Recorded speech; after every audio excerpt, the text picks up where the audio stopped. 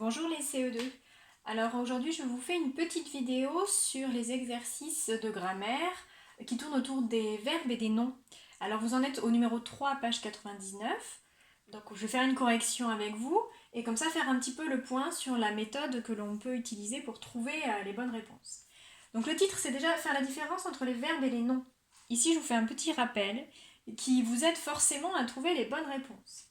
Comment reconnaît-on un verbe? Dans la classe, on l'a répété maintes et maintes fois. Un verbe, on peut l'encadrer, souvenez-vous, ça c'est la technique la plus simple, par ne pas. D'accord? Le verbe est au milieu. Ces fameuses lunettes autour du verbe. Autre technique, maintenant que vous avez fait plusieurs temps de conjugaison, on a vu des temps du passé, on a fait le présent, on va bientôt faire le futur. Donc tous ces temps-là, vous les maîtrisez, vous savez que c'est le verbe qui se conjugue à des temps différents. Donc si dans la phrase, on remarque qu'un mot peut se transformer au passé ou au futur, eh bien c'est que ce mot, c'est bien un verbe. Comment reconnaît-on un nom? Un nom, eh bien c'est le nom, voilà, que l'on donne à un objet, à un sentiment, le nom que l'on peut donner à une personne, donc ça peut être des noms propres ou des noms communs. Voilà, tout ça vous en avez l'habitude, et les noms sont généralement précédés d'un petit mot qui s'appelle le déterminant, comme un ou une. Et après, on a donc le nom. Chien est un nom parce qu'on peut dire un chien. Table est un nom parce qu'on peut dire une table. Ça, en général, vous les connaissez, ces noms-là, parce qu'il s'agit d'objets ou d'animaux, mais il y a des noms plus abstraits, par exemple rêve. Eh bien, rêve, c'est bien un nom parce qu'on peut dire un rêve. Donc, dès lors qu'on peut mettre un déterminant devant, c'est bien un nom. Pourquoi je vous précise tout ça? Parce qu'à chaque fois, vous avez 3 mots à compléter dans le texte. Et ces 3 mots s'écrivent de 3 façons différentes. Et parfois, ils peuvent être soit des verbes, soit un nom. Je vous montre ici le mot laisse, ce que vous avez dans l'exercice. Il s'écrit avec un E, il peut s'écrire aussi avec ES, ou il peut s'écrire avec ENT. Le plus simple des 3, ça reste laisse qui s'écrit ENT, parce qu'en ENT, il n'existe que dans un seul des 2 cas. C'est forcément un verbe au pluriel. C'est-à-dire quand il est conjugué avec une personne comme il au pluriel ou elle au pluriel ou un groupe nominal pluriel comme les chiens. Les chiens ou alors les feuilles, bon, peu importe le groupe nominal sujet, mais les parents laissent leur enfant regarder la télévision pendant le confinement, par exemple. Donc ils laissent ici au pluriel. Ça c'est fait plutôt facile. Donc dès que vous allez voir ENT, c'est un verbe au pluriel. Pour les autres, c'est un petit peu plus compliqué parce qu'ils peuvent être dans les 2 cas. Et dans l'exercice, on vous demandait de préciser s'il s'agissait d'un nom ou d'un verbe. Alors comment savoir si dans la phrase c'est un nom ou un verbe puisqu'il peut être dans les 2? Laisse et laisse. Et puis dans l'autre, on peut avoir aussi donc laisse comme ça et laisse comme ça. Alors pourquoi est-ce que dans les verbes on peut avoir laisse avec un E? Eh bien parce que devant on peut mettre un pronom sujet comme je laisse. Ou alors un pronom sujet comme il, mais au singulier cette fois. Il laisse. Ou du coup un groupe nominal singulier. Maman laisse son enfant faire quelque chose. D'accord? Donc on peut avoir comme ça laisse avec un E dans les verbes. On peut l'avoir aussi avec ES, dans un cas bien particulier. C'est quand il y a la personne tu devant. Tu laisses ton enfant faire quelque chose, eh bien on va rajouter le S. Vous le savez qu'avec tu, il y a toujours un S. On a aussi laisse avec un E et ES dans les noms, parce qu'on peut très bien ici parler d'une laisse. Je parle de la laisse du chien. Une laisse est au singulier, et je peux très bien mettre ce nom au pluriel. Les laisses des chiens. Donc dans ce cas-là, il s'écrira ES. D'accord? Donc il faut à la fois choisir les bons laisses aux bons endroits et savoir s'il s'agit d'un verbe ou d'un nom. Premier exemple. Mon chien a cassé sa laisse. Le mot laisse, je dois choisir entre les trois. Mon chien a cassé sa laisse. Est-ce que déjà c'est plutôt un verbe ou un nom, ce à quoi j'ai affaire?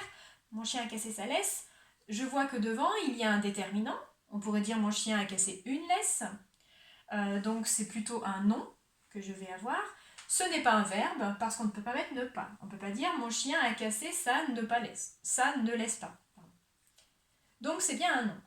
Maintenant, comment je l'écris? Quand c'est un nom, ça peut être soit lui, c'est-à-dire singulier ou pluriel. Ici, c'est sa laisse. Donc je choisis celui qui est au singulier avec un A. Vous deviez écrire que c'était un nom. Maintenant, tu me laisses travailler. Comment est-ce que je vais écrire laisse? Est-ce que déjà c'est un verbe ou un nom? Est-ce que je peux mettre ne pas? Maintenant, tu ne me laisses pas travailler. Ah oui, il y a le ne pas qui se glisse. Alors attention, par contre, les lunettes, elles sont un petit peu éloignées. Le ne va être ici. Tu ne me laisses pas. Mais le verbe est bien entre les deux lunettes. Donc ici, c'est bien effectivement un verbe. Devant, le petit mot me n'est pas un déterminant. On ne peut pas dire maintenant tu une laisses travailler. D'accord? Donc c'est sûr que ce n'était pas un nom. C'est donc un verbe. Avec le verbe, j'ai mes trois orthographes possibles et il faut que je me demande quel est le sujet. Qui est-ce qui laisse travailler? C'est tu. D'accord? Tu laisses travailler, tu me laisses travailler, tu laisses travailler moi en fait. Donc ici on va avoir un S. Troisième phrase, je te laisse réfléchir 5 minutes. Est-ce qu'on avait un nom ou un verbe? Est-ce qu'on peut dire je ne te laisse pas réfléchir 5 minutes? Bon, a priori oui. D'accord? Les lunettes seraient ici. Je ne te laisse pas réfléchir 5 minutes. Donc c'est plutôt un verbe. Est-ce que le mot qui est devant est un déterminant? Te? Non. D'ailleurs, on ne peut pas le remplacer par un ou une. On ne peut pas dire je un laisse réfléchir ou je une laisse réfléchir. C'est donc un verbe. Je peux donc déjà préciser que c'est un verbe. Et maintenant, je vais m'interroger sur lequel je choisis. Est-ce que le sujet est pluriel? Est-ce que le sujet est je ou il? Est-ce que le sujet est tu? Ici, qui est-ce qui laisse réfléchir 5 minutes? C'est je. Donc, la terminaison est E. Phrase suivante. Mes bottes laissent des traces dans la neige. Je vais réfléchir. Est-ce que j'ai affaire à un verbe ou à un nom? Mes bottes laissent des traces dans la neige. Est-ce qu'on peut dire mes bottes ne laissent pas des traces dans la neige? Bah oui, il peut y avoir les lunettes autour. Donc c'est un verbe. Je vérifie que ce n'est pas un nom. Hop, je regarde devant.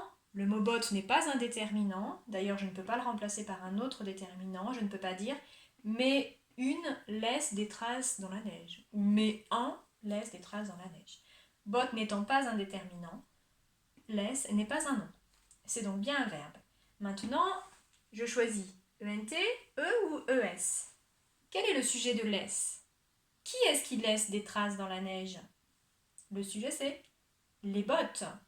Alors les bottes, ce n'est pas un pronom personnel sujet, mais plutôt un groupe nominal. Est-ce qu'il est pluriel ou singulier? Mes bottes, c'est pluriel. On pourrait dire elles,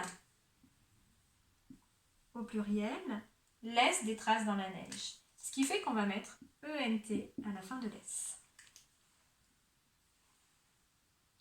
Et enfin, dernière phrase, les moustiques ne me laissent pas tranquille.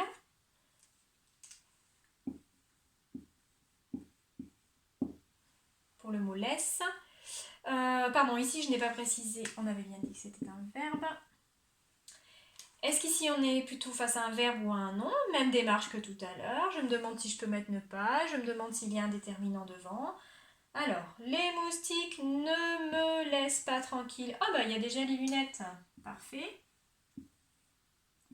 Le verbe est bien entre les lunettes. Donc laisse, enfin voilà, laisse est bien un verbe. Ici me en plus n'est pas un déterminant, pas de doute possible.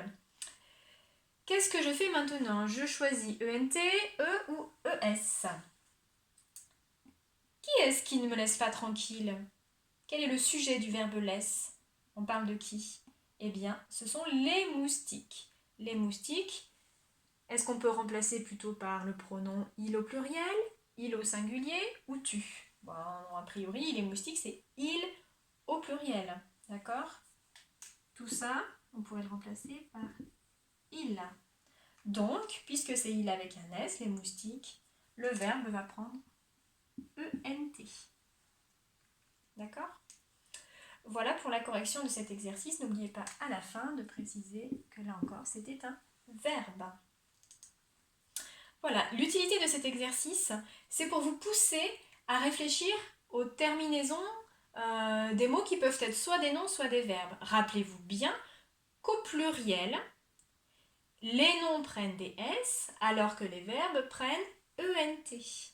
Voilà, il y a l'idée du pluriel, hein, mais selon la nature du mot, on ne va pas mettre les mêmes marques du pluriel. C'est pour ça qu'il faut absolument savoir faire la différence entre le verbe et le nom. J'espère que ça vous aura aidé. Il y aura encore quelques exercices sur ce thème les jours à venir, donc n'hésitez pas à re-regarder la vidéo si vous voulez pour vous rappeler des stratégies afin de réussir au mieux les autres exercices.